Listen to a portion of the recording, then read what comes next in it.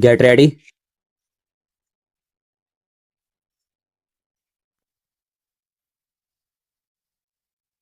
Start.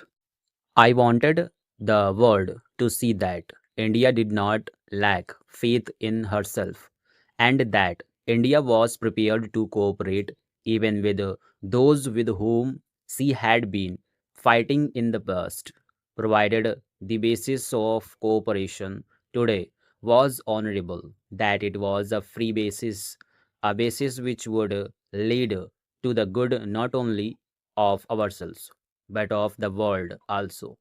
That is to say, we would not deny the cooperations simply because in the past we had fought and thus carry on the trail or our past karma along with us. We have to wash out the past with all its evil. I wanted, if I may say so, in all humility, to help in letting the world look at things in a slightly different perspective, or rather try to see how vital questions could be approached and dealt with. We have seen too often in the arguments that go on in the assemblies of the world, this bitter approach, this cursing of each other, this desire not in the least to understand the other but deliberately to misunderstand the other and to make clever points.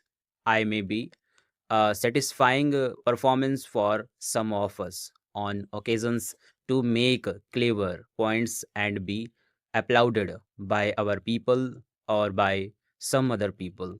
But in the state of the world today, it is a poor thing for any responsible person to do when we live on the verge of catastrophic wars, when national passions are roused, and when even a casually spoken word might make all the difference. Some people have thought that by our joining or continuing to remain in the Commonwealth of Nations, we are drifting away from our neighbor in Asia, or that it has become more difficult for us to cooperate with other great countries in the world.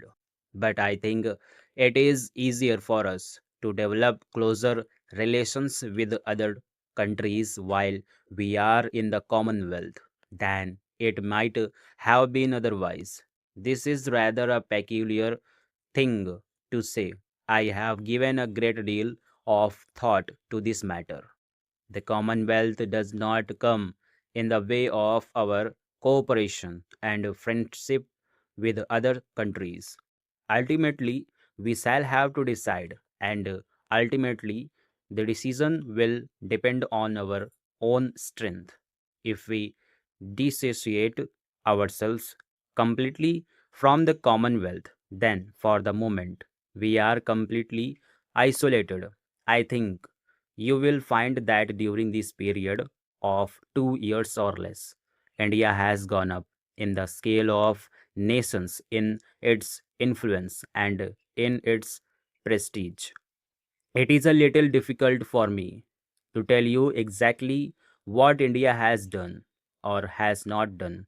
It would be absurd for anyone to expect that India can become the crusader for all causes in the world and bring forth results. Even in cases that have borne fruit, it is not a thing to be proclaimed for the housetops, but something which does not require any proclamation is the fact of India's prestige and influence in world affairs. Considering that she came on the scene as an independent nation only a year and a half or a little more ago, it is astonishing the part that India has played. One more thing I should like to say. Obviously, a declaration of this type or the resolution that I have planned before the House is not capable of amendment. It is either accepted or rejected.